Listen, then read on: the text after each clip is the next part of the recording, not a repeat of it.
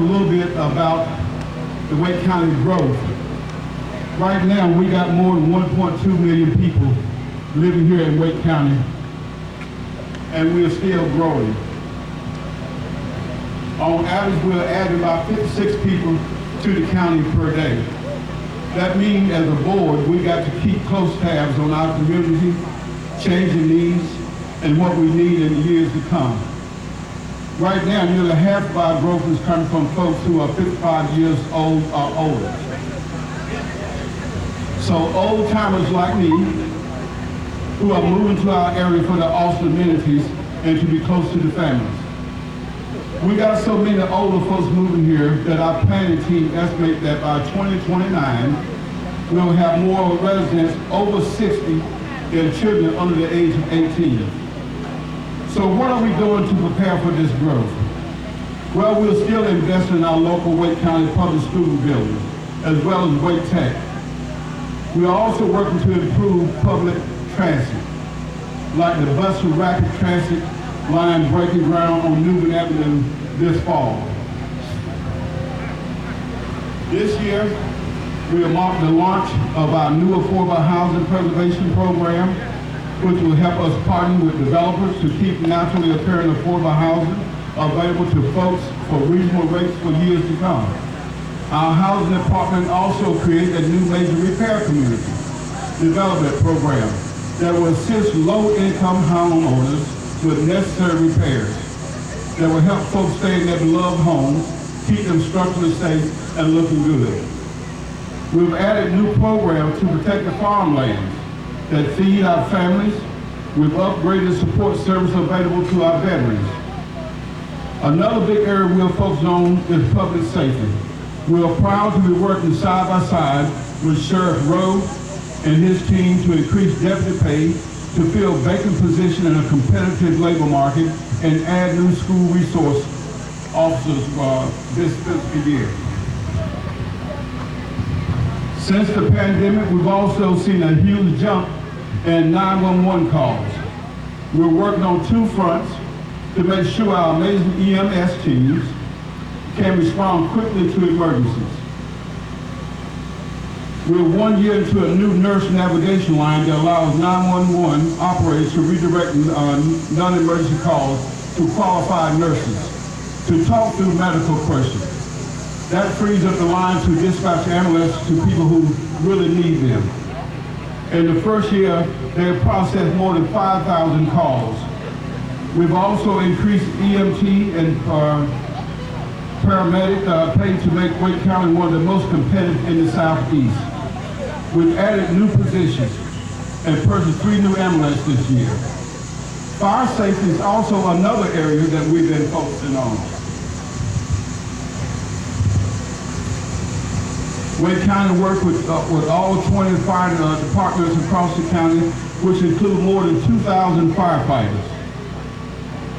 We want to make sure that we always have highly trained fire personnel on hand to respond when families need them. So we've improved our fire academy program. Last year, our fire service team and our HR department put together a new career program that recruited a diverse pool of qualified firefighters. We now pay candidates while they learn in a 38-week intensive partnership with Wake Tech. The result is better passing rate, certification than ever, and a class of new hires that are more diverse and more prepared to serve our whole community. About half of those co-located stations that have both EMS and fire departments, so that we're not only spending wisely, but putting our first responders in the best position to work together.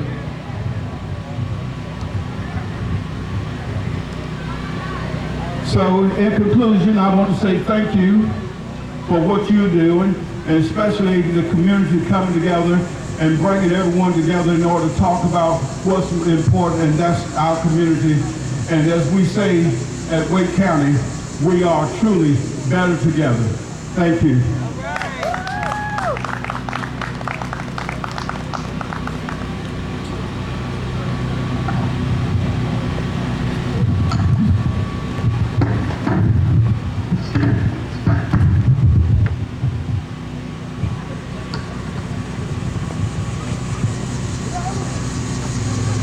Well, good evening to each of you. Good evening. I really feel like I'm home because I joined the Raleigh City Council 2000, and I've served in the capacity as a district council member for 12 years. And then I guess it was more foolishness. I decided that I would take an appointment to be on the Board of Commissioners. That was in 2010. But my heart really is still in the area. I have a lot of friends in the area. And also the mere fact that I've worked so close with many of the people. Many of you probably never heard of the Southeast Raleigh Assembly.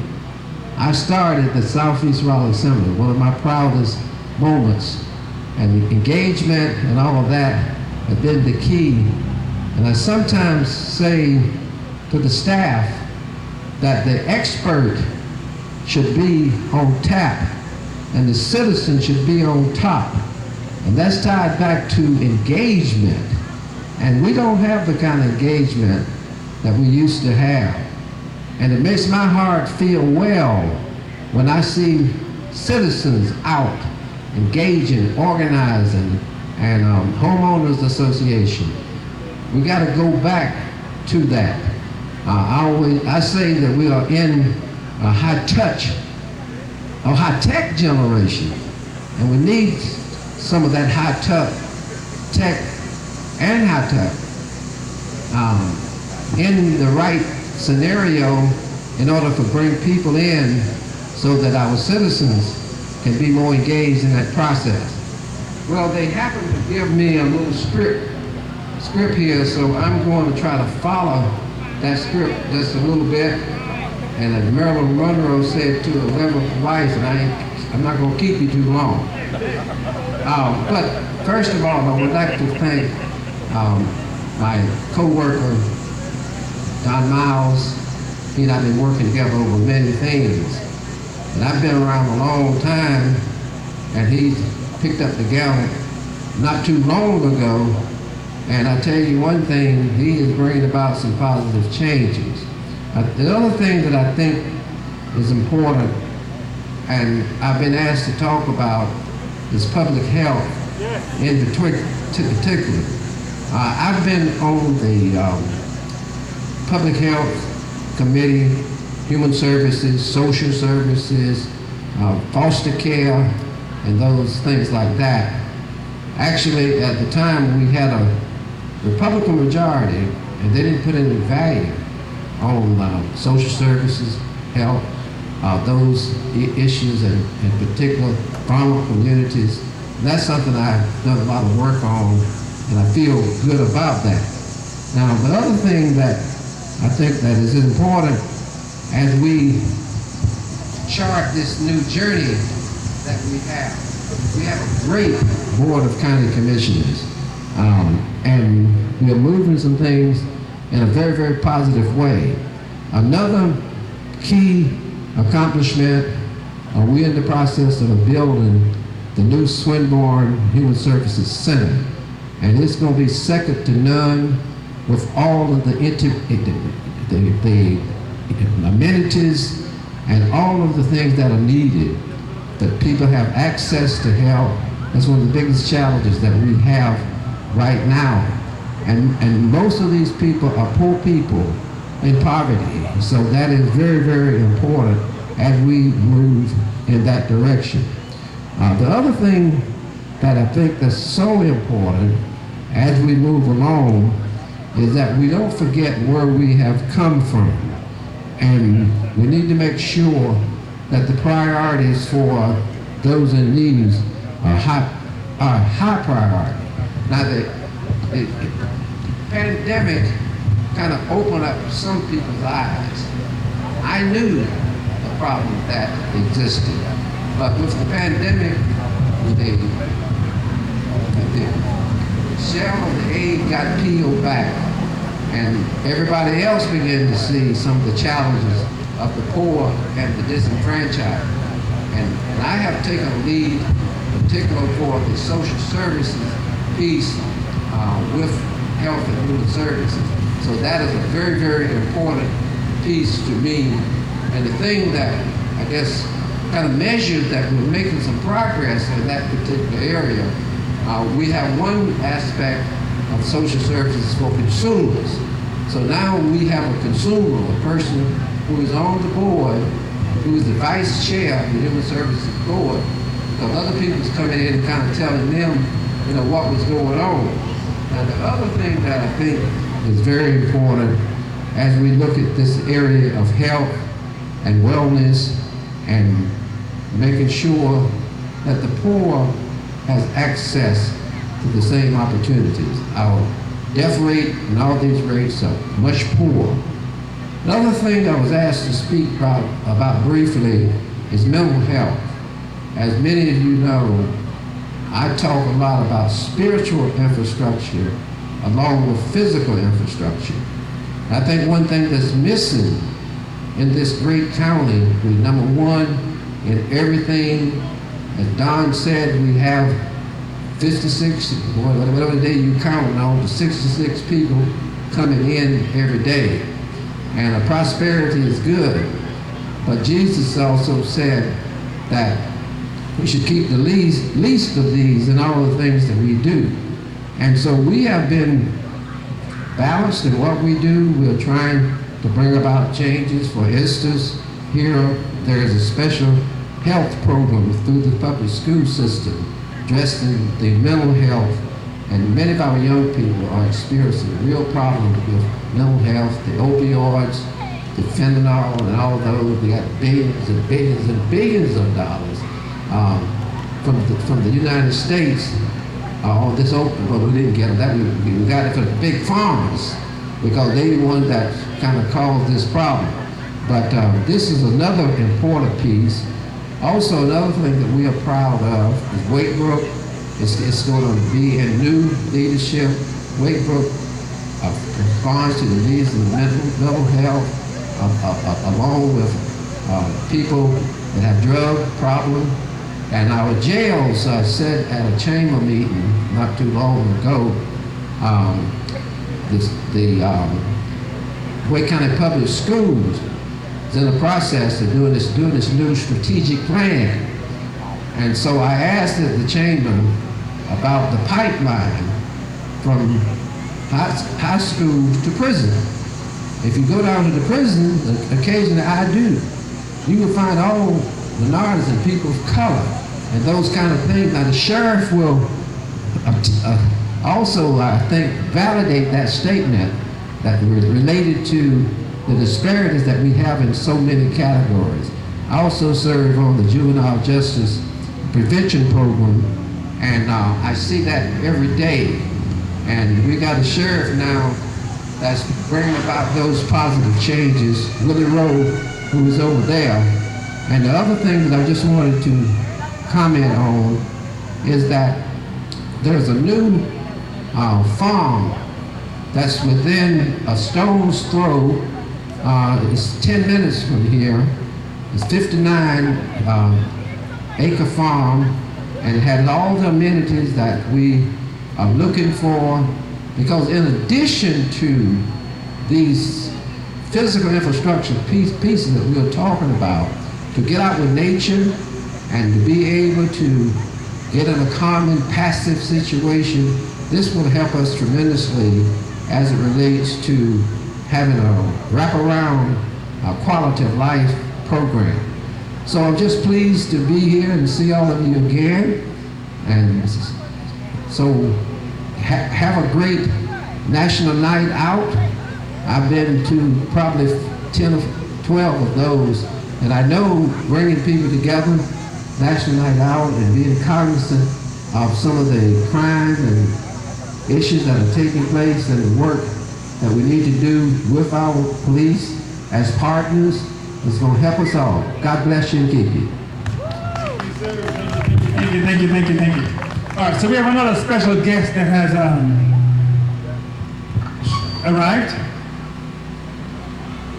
You come right there.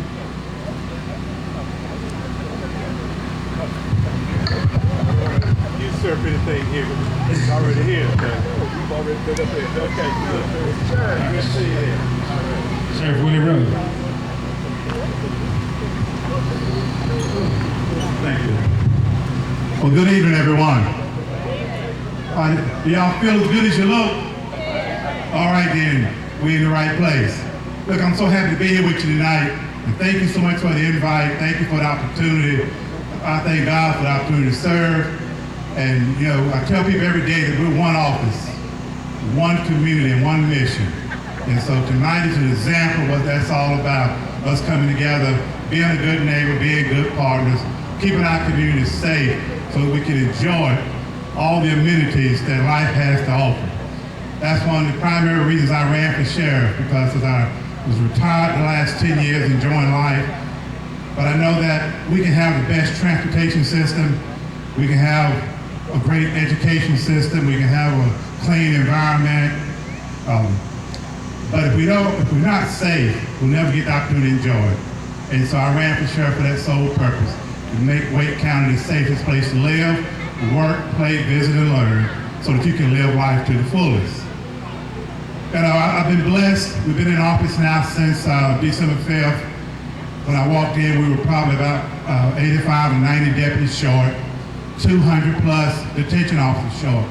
God has blessed us. As of Friday, we're full strength on our deputy side. Got a few more coming out. We'll be graduating in March, and we're still adding every day. You know, the commissioners told me, I asked for 25 more deputies. And they told me, said, well, you need to fill those vacancies first. And so you know what? I fill those vacancies. So I'm coming back. But they've been so kind to me. You know, one of the reasons we've been able to hire more people is the fact that they raised the starting pay. And in this world, money's not everything, but you need it in order to live and survive and exist. Again, we've increased our staffing. We're trying to increase our presence in the community.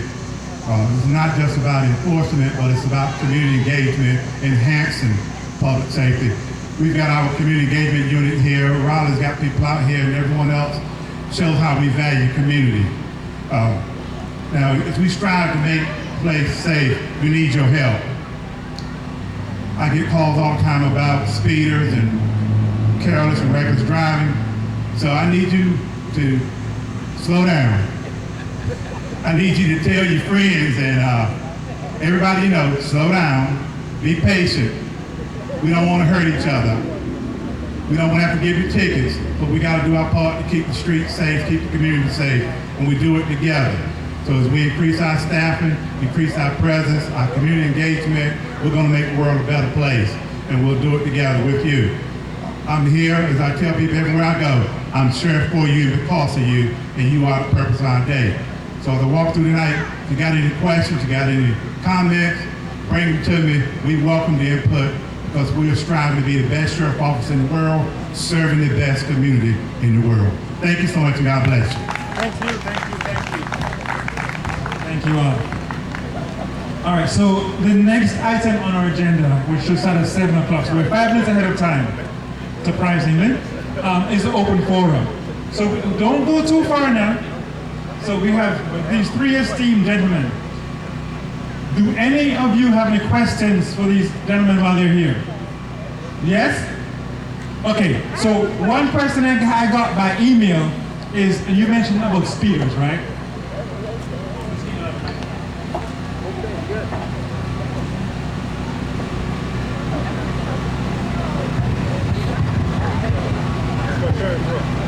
I have 2 questions that were sent to me. What is the best thing to do if and when we hear gunshots, even if we can't identify where they're coming from? Well, one of the things you want to do is get low. Don't come outside and try to figure out where it's coming from. But get low, get to a safe place, get toward the center of your home, call 911 and report it to us as soon as possible, and we'll respond. If you're in the city, you can count on the municipalities responding. If you're in the unincorporated area, the sheriff officer will respond. But call, let us know. Don't go out and try to intervene because we don't want to put yourself at risk. All right, thank you for that one. Another one, because you mentioned what should we do if we see people speeding through the neighborhood. Well, somebody asked, what is the best thing to do about people riding ATVs, motorized scooters up and down our streets, especially at a fast rate of speed, and are doing it 15 times within 20 minutes? So I guess they're just like zooming up and down the streets in ATVs. What should we do? What can be done? You know, that's a nationwide problem right now. We follow some of these groups, our ways of tracking them. But they're coming from all different states. We just had some success in Durham, Greensboro, where they've really been terrorizing the streets in the community. I was joking with the Guilford County Sheriff and Durham County Sheriff a couple months ago, and they were talking about the problem. I said, well, as long as they keep going west on 40, I don't have any problem with it. And next week they showed up in Raleigh. So that's what I get from running my mouth. But I work with Chief Patterson and her staff, and we're addressing that problem, you know, trying to keep these people off. They made massive arrests just last week, I think 40 plus arrests. But, you know, everybody's trying to have a good time trying to express themselves. They don't realize the danger that they impose on others. They think they're just out having a, you know, day in the sun, but it is terrifying. So if you see that, report it to us. Again, don't put yourself in danger trying to get any information, but we're aware of it, and we're trying to deploy as many resources we can to stop it. I think commissioners and other places, they have built dirt tracks for them, try to give them some space to operate within so they will not come on the main thoroughfares. Just wanted to ask the sheriff a question. Is there a particular area geographically that this is taking place, or is it kind of all over? It's actually happening all over. You know, they are communicating with each other. They'll say, well, let's meet in Richmond today. Let's meet in Philadelphia, Raleigh, Durham, and they'll just verge on the city. And it's called street takeover is what they do. So we kind of got some intel on them and let them get back where they thought they was comfortable, and then we did a little takeover by arresting all of them. So, but it can be very dangerous, so just stay out of their way and report it to us, and we're going to do our best to rid the streets of that type of behavior. People are not like they used to be. If they tell you they're going to do something, if it's evil, they'll do it.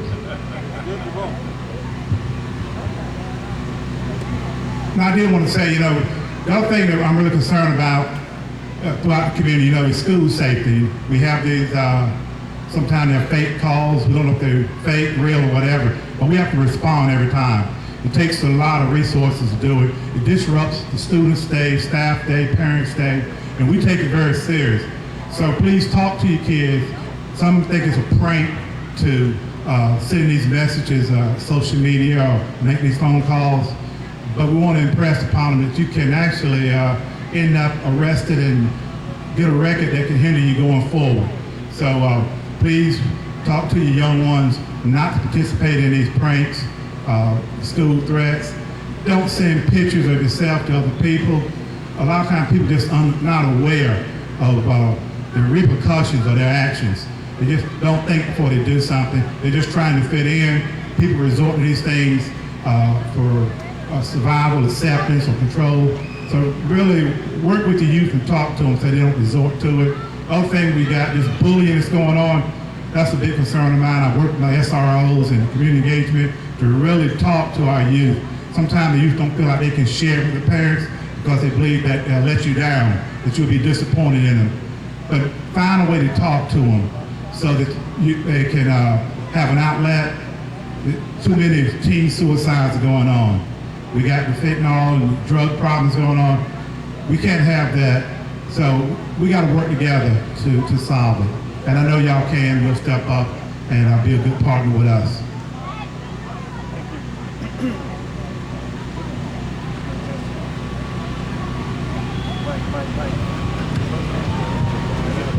They don't want to hear from me anymore. All right, thank you. We had one question, but I think that's more so for animal control. I'll leave that alone. So, but thank you all. Do we have any other questions?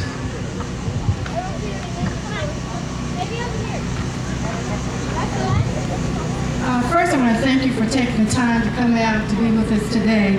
My question to you is, The Killen Wyatt Farm project right here off of Rogers Lane. The property is often not well taken care of. And as you drive down Rogers Lane, you see quite a bit of litter, liquor bottles, trash, food containers, and things of that nature.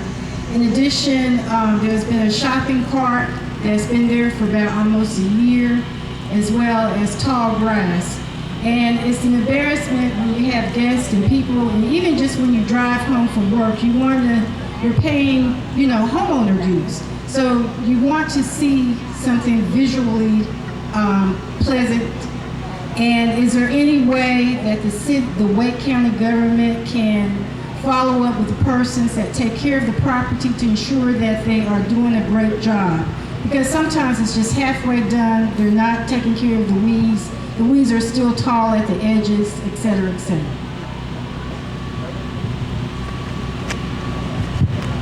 Thank you for that question. That project that you're referring to, the county, we have had a great meeting about that property. And we're putting quite a bit of funds in there. So just give it a couple more days. But what we plan on doing is there's going to be a major renovation that's going to take place over there. So you will not be seeing all the weeds and the trash and everything, because they're going to remodel the house over there. They're going to add some other amenities. So that's going to be quite a bit going on. I think what we approved, about $1 million or so to go into that project. Yeah, it's 59 acres, so we're definitely putting money into that project to make sure that it will be something that the community will be proud of. I'm glad that Terry, my church member, made that comment. We truly need, especially in more vulnerable communities, to make sure that we stop agonizing and we organize. At one time, the city had CACs. By the way, we have CACs in the county, and that's not making any suggestions and so forth. But this whole thing of talking conversation and engaging citizens is going to be the key, and our sheriff mentioned that. And we tend to get lax today about some of the good old values that we had. And so, but I see here this being an opportunity for a new birth. And as Commissioner Miles said, this is going to be a priority, because number one, it's a pilot and a model. We're going to make it happen, right? Absolutely. So we're definitely working on that. And matter of fact, when we get back to the office, matter of fact, I will make a phone call and have someone to follow up on that project for you. Thank you. Any other questions? No questions? Alrighty then. Well, thank you, gentlemen, for your time. Thank you so very much. Please stay, mingle, get to know some people, support the food trucks, pet the dogs, pet the horses. I also got another church member here. Who's that? Who's the other church member you want to shout out? Bush. Bush? Bush? He was taking pictures, I believe. Oh yeah. All right, so the next, okay, so we are actually about 20 minutes ahead of time. Maybe even 30 minutes ahead of time. So next on the item will be the pet parade, right? So what I want you all to do is just to mingle for a bit, visit the pet supermarket table, check out the horses, the canine unit, EMS, and the food trucks, and then we will start the pet parade at 7:20 p.m. If you haven't as yet gotten your scavenger hunt form completed, please see Barry at the first table and get that form.